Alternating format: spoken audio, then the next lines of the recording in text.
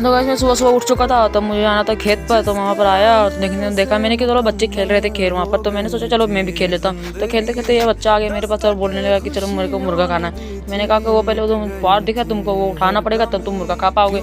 ये बोला कि चलो हाँ चलो उठा दूंगा। तो उसी समय मैं छोड़ता हूँ खेल लेता हूँ थोड़ा सा, पार अभी मिला है। तो खेलते खेलते मैं हो गई थी और फिर देखो मेरा छोटा भाई उठा रहा था, क्योंकि हमें रजना वहाँ पर पुआर रखना उस मौके पर। तो मम्मी ले जाकर रख दी वहाँ पर सभी को, और मैंने अलगा दिया उसको। तो काम तो हो गया था, मैं फिर आया इधर जाना था मेरे को मुर्गा लेने, तो मैं मुर्गा लेने के लिए निकल चुका हूँ, क्योंकि वो बोल रहा था। आप लोग कैसा लगा कमेंट में जरूर बताओ।